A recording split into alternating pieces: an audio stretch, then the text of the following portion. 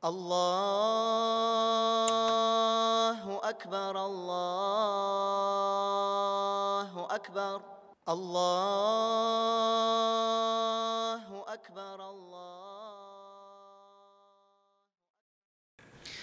إن الحمد لله نحمده ونستعينه ونستغفره ونعوذ بالله من شرور أنفسنا ومن سيئات أعمالنا من يهده الله فلا مضل له ومن يضلل فلا هادي له وأشهد أن لا إله إلا الله وحده لا شريك له وأشهد أن محمدًا عبده ورسوله اصطفاه لحمي وحيه واختاره لتبليغ رسالته صلى الله عليه وعلى آله وأتباعه وسلم تسليما كثيرا. ورضي الله سبحانه وتعالى عن أمراء المؤمنين وخلفاء الراشدين أبي بكر وعمر وعثمان وعلي وعن جميع الآل والأصحاب والتابعين لهم بإحسان إلى يوم الدين. أما بعد، فيا عباد الله، فإني أوصيكم ونفسي بتقوى الله. يا أيها الذين آمنوا اتقوا الله حق تقاته ولا تموتن إلا وأنتم مسلمون. يا أيها الناس اتقوا ربكم الذي خلقكم من نفس واحدة وخلق منها زوجها وبث منهما رجالا كثيرا ونساء واتقوا الله الذي تساءلون به والأرحام إن الله كان عليكم رقيبا. Barcha galamlarni yo'qdan bor qilib, bizlarni tarbiyalab ham ni'matlantirib turishi birdan bir Robbimiz Alloh subhanahu va taolaga barcha maqtovlarimiz, rahmat ham shukrlarimiz bo'lsin. Ham men shahodat keltiraman, Allohdan boshqa ibodatga loyiqli zot yo'q. Ham Muhammad sallallohu alayhi va sallam aning haq elchisi, to'g'ri payg'ambari ham aning yaratgan quli. Hurmatli jamoat, musulmon kishisi Rabbisi bilan bo'lgan ilmtani nig'ituga eng ilk umtilirga tiyish. Eng ilk, eng birinchi kim bilan sen o'zingning ilmtangni nig'itirga tiyishsing, ul sening Robbing. Sen Alloh taolo turunda nindi fikrda bo'lsang, sen Alloh subhanahu va taolo turunda narsa o'ylasang, ul senga qarata shunday bo'lar. Abu Hurayra radhiyallohu anhu rivoyat etgan qudsi hadisda payg'ambarimiz sallallohu alayhi va sallam ayta: Alloh taolo aytdi, mening qo'lim mening haqda nishik o'ylasa, shulay bo'lurman dedi Alloh taolo. Shunga ko'ra da kishi, adam bolasi Allohning qo'li Alloh subhanahu va taolo turunda yaxshi fikrda, yaxshi o'ylovda bo'lirga tiyish. Hamda Alloh subhanahu va taolo turunda aning ilmi ortirga tiyish. Alloh taolaning isimlarini bilu, ularni öyrənu adam balasının Rabbisine yaqinayta. Aning nefsin terbiyeli, Allah Taala bilan bo'lgan ilmtani nig'ita. Biz Allah'ni ko'proq tanıgan sayın, aning turunda ko'proq bilgan sayın, o'zimizning anga muhtoj bo'lganimizni anglaymiz. Allah Rabbimiz o'zining kitabında Al-A'raf surasida bulay deb ayta: "Valillahil asmaul husna fad'uuhu biha." Allah'da eng motor ham eng sharafli ma'nolarni bildirgan ko'rkam ismlar bor. Anga shular bilan yalvarig'iz dey Alloh taolo. Alloh taolaning isimlari osha ani tanirga ham anga yalvarırga Rabbimiz emir ite o'zining kitabında. Alloh taolaning isimlarin öğrenüning ahamiyatini ko'rsatib, Peygamberimiz sallallohu alayhi va sallam bulay deb ayta: haqiqatda Allohning 99 ismi bor. Birdan qola 100. Ham kim alarni aytib chiqsa, kim ul isimlarni öğrensa, ul jannatga kirar deb ayta. Bu hadisni Imom Buxoriy rivoyat etadi, sahih hadis. Kim Alloh subhanahu va taolaning isimlarini öğrensa, kim Alloh subhanahu va taolani aning isimlari osha tanisa, isimlarini öğrensa, payg'ambarimiz ayta, ul jannatga kirar dey. Hamda bugungi va'zda Allohning Al-Mujib degan ko'rkam ismi turunda сөйләшеп китәсе килә иде. Al-Mujib ул javob beruvchi. ул без сораган дуаларга җавап кайтарушы. Коръәни Кәримдә Аллаһ Субханаһу ва Тааляның бу исеме Худ сүрәсендә килә. Аллаһ Таала әйтә: "Фастагфируһу thumma тубу илейһи инна рабби қарибун муҗиб." Сез аңардан ярлык сорагыз. Шуннан аңа тәүбә кылыгыз. Һич шиксез, минем Раббым бик якын һәм җавап бирүче. Аллаһ Субханаһу ва Тааля безгә аңа дуа кылуны, аннан гына сорауны, ялваруны әмер итте. Һәм без кешеләр буларак, Аллаһның куллары буларак һәр даим, һәр эшебездә, һәр ниндидер сорауыбызда иң беренче Аллаһ Тааләгә ялварырга тиешбез, аннан сорарга тиешбез ярдәмне. Һәм ул дуаларыбызга җавап бирәчәге хакында вәгъдә итте. Һәм аның Әл-Муҗиб дигән исеме бар. Җавап бирүче, дуаларны кабул итүче. Дуа ул Аллаһка итагать кылу һәм аның кушканнарын үтәү. Чөнки Аллаһ Субханаһу ва Тааля Коръәндә безгә булай дип әйтә, Гафир сүрәсендә: "Ва қала раббукум уд'уни астаҗиб лакум." Раббыгыз әйтте: "Миңа дуа кылыгыз, һәм мин сезгә җавап бирермен." Аллаһ Таала әйтте: "Миңа дуа кылыгыз, миннән сорагыз, мин сезгә җавап бирермен." Үзе әмер итте безгә дуа кылуны, әйтте: "Сорагыз" диде. "Миңа дуа кылыгыз", һәм шунда ук әйтте: "Мин сезгә җавап бирермен" диде. Күпме кеше үзенең ниндидер сорауының, үзенең ниндидер проблемасының шишелеш юлын эзли башка әйбердә. Башка әйбергә өметләнә, ниндидер үзе эшләгән эшләргә өметләнә. Менә бит мин шулай эшләдем ди. Ләкин иң элек, иң беренче кемнән син сорарга тиешсең, һәм син кемнән син ярдәм көтәргә тиешсең, ул Аллаһ Тааладан. Һәм инде без дә ешрак үзебезнең көндәлек эшләребездә Аллаһ Таалага ялварырга тиешбез. Шулай ук Аллаһ Субханаһу ва Тааля безнең дуаларыбызга җавап бирү хакында Бакара сүрәсендә хәбәр итә һәм әйтә: "Ва иза саалака ибади анни фа инни қариб, уҗибу даъватад-да'i иза да'ан, фальястаҗибу ли вальюъмину би ла'аллахум яршудун." Кулларым синнән минем турында сорасалар, һич шиксез мин якын. Дуа кылучының дуасын миңа ялварган чагында ук кабул итәм ди. Миннән кабул итүне сорасыннар һәм миңа иман китерсеннәр, бәлки алар туры юлдан барырлар ди Аллаһ Таала.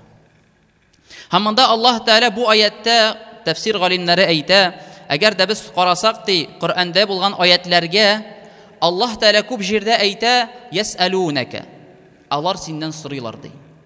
"Ясалунака анил ятама", алар синнән сорыйлар ятимнәр турында. "Ясалунака анил анфал", алар синнән сугышта килгән менә бу кораллар турында сорыйлар, сугыштан соң калган әйберләр турында, трофей.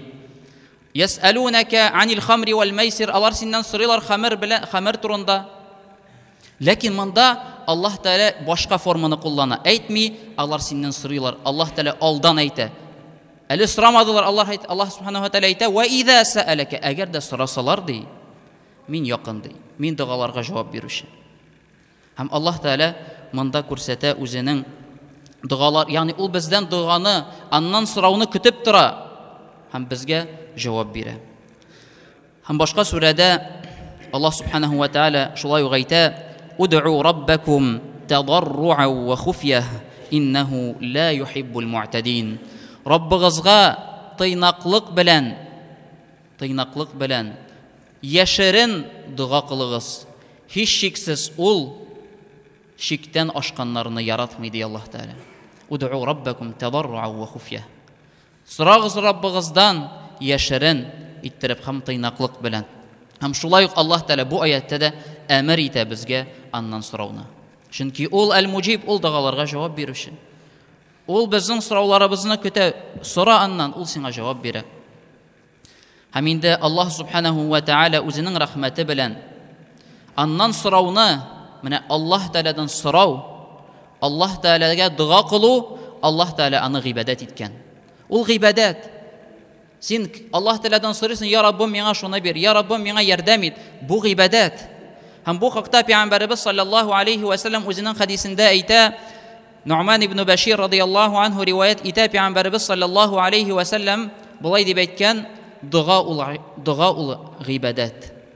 Дуга ул гыйбадат дип әйткән. Һәм бу сахих хадис. Шулай ук имам Ат-Тирмизи һәм имам Абу Дауд китерә. Һәм инде без ешрак Раббыбызга ялварып, аннан сорарга тиешбез. Һәм аның менә бу Әл-Муҗиб дигән исемен, дугаларга җавап бирүче икәнен, безнең сораганнарга җавап бирүче икәнен онытмаска тиешбез һәр даим, һәр адымыбызда. Һәм без шулай ук сорарга тиешбез бу дөньядагы булган ниндидер эшләр өчендә һәм ахират өчендә. Аллаһ Раббыбыздан сорарга тиешбез безне үзенең газабыннан, ачуыннан сакласын дип. Аңа мөрәҗәгать итәргә тиешбез, аңа дуа кылырга тиешбез. Бу тормышта яшәгәндә безгә иманлы хәлдә яшәргә, безне һидаят юлыннан, туры юлдан алып барырга дип, алып барсын дип сорарга тиешбез. Пәйгамбәрбез саллаллаһу алейхи ва саллям бер хадисендә булай дип әйтә: шул кеше турында кайсысы Раббысына ялвармый, кайсысы Раббысына дуа кылмый, кайсысы Раббысын оныта. Синең ниндидер проблема, ниндидер эш бар, син сорамыйсың Аллаһ Тәгаләдән. Һәм Пәйгамбәрбез әйтә, кем Аллаһ субханаһу ва тәгаләгә дуа кылмый икән, аннан сорамый икән, Аллаһ Тәгалә шул кешегә ачулана ди. Һәм бу хадисне имам Ибн Маҗа җыентыгында, үз җыентыгында китерә.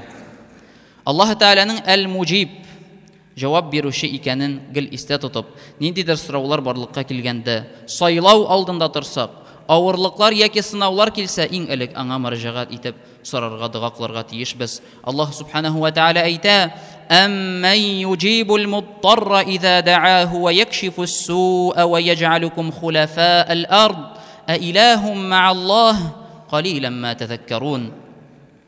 Әллә үзенә дуа кылган чакта кыенлыкта калучыга җавап биргән, начарлыкны бетергән һәм сезне җирнең хәлифәләре кылган затмы, Аллаһ белән бергә бер иләһ бармы ди. Аллаһ Тәгалә әйтә: бик аз үгетләнәсез шул ди. Һәм Аллаһ Тәгалә сорау бирә сезнең дуаларга, сезгә авырлык килгәндә, сезгә ниндидер бәла килгәндә, сездә Аллаһтан башка сезнең дуаларыгызга җавап бирүче бармы? Сезнең сораганнарыгызга җавап бирүче бармы ни әллә ди? Юк, әлбәттә. Аллаһ Тәгалә ул Әл-Муҗиб. Ул сораучыларның ялваруларына һәм дуаларына җавап бирүче. Ул авырлыкка эләккән, сынаулар килгән кешегә ярдәм итүче, шишелеш юлларын ачучы. Ул хаҗәтләре булганнарның хаҗәтләрен үтәүче. Ул безгә гел ярдәм итүче. Сөйекле Пәйгамбәрбез саллаллаһу алейхи ва саллям булай дип әйтте: чынлыкта сезнең Раббыгыз оялшан һәм юмарт. Инналлаһа хайюн кәрим. Чынлыкта сезнең Раббыгыз оялшан һәм юмарт. Әгәр дә кулы дуа кылып, аңа кулларын күтәрсә, ул Аллаһ аларны җавапсыз кайтарырга ояла ди. Һәм бу хадисне имам Тирмизи китерә. Әмма җәмәгать, кайбер вакытта шундый куркыныч сүзләр ишетергә туры килә. Һәм бу чыннан да куркыныч сүзләр. Кайбер кеше әйтә: мин дуа кылам, сорыйм, ләкин Аллаһ Тәгалә миңа җавап бирми. Яки кеше Аллаһ Тәгаләнең дуганы кабул итүендә шикләнә, яки ашыктыра дуганы. Һәм инде бу җәмәгать кешене зур гынахка кертә. Һәм инде Аллаһ Тәгалә җавап бирүче, һәм монда бернинди дә шик юк кешенең. Һәм мөселман кешесендә бернинди дә шик булырга тиеш түгел. Ләкин ни өчен? Кайбер вакытта без дуаларыбызга җавапны күрмибез. Кайбер вакытта кеше бик күп дуа кыла, әмма Аллаһ Тәгалә аларны кабул итми. Бу дуаның кабул булуына кымашаулый торган сәбәпләргә бәйле булырга мөмкин. Бу сәбәпләрнең кайберләре мондый: әгәр дә кеше күп гынах кыла икән, кешенең гынах кылуы ул дуаның кабул булмавына яки дуага җавап кайтарылмауга бер сәбәп була ала. Шулай ук харам ризык ашау. Һәм Пәйгамбәрбез саллаллаһу алейхи ва саллям хадисендә әйтә, ул ди Аллаһ Тәгаләгә ялвара ди, ләкин ди нәрсә? Мат'амуху харамун ва машрабуху харамун ва малбасуху харамун. Аның ашавы харам ди, аның эшеүе харам ди, аның киенгән киеме харам ди. Һәм Аллаһ Тәгалә андый кешегә җавап бирми. Әгәр дә кеше карамый икән, игътибар итми икән, каян аңа ризык килде? Нинди юл белән килде ул? Һәм аның әгәр дә ризыгына харам керә икән, һәм бу бер сәбәп булып тора нәрсә? Кешенең дугасы кабул булмауга. Шулай ук Аллаһ Тәгаләдән гыйбадәт, Аллаһ Тәгаләгә гыйбадәт кылудан баш тарту. Аллаһ Тәгаләнең әмерләрен үтәмәү шулай ук китерә синең дугаңның кабул булмавына. Аллаһның сиңа җавап бирүендә шикләнү. Бу шулай ук дуганың кабул булмауының бер сәбәбе. Әгәр дә кеше дуга кылганда, сораганда Аллаһ Тәгаләдән шикләнә икән, калбендә шик бар икән, әйтә, булыр микән, булмас микән, бирер микән Аллаһ Тәгалә, бирмәс микән, шикләнә. Һәм бу шик ул дуганың кабул булмауының бер сәбәбе булып тора. Шулай ук җавапны ашыктыру. Мин бит инде дуга кылдым ди кеше. Ни эшләп Аллаһ Тәгалә һаман миңа бирми ди? Бу шулай ук дуганың кабул булмауының бер сәбәбе. Син Аллаһ Тәгаләдән сорадың һәм Аллаһ Тәгалә синнән яхшырак белә, кайчан сиңа улай берне бирергә.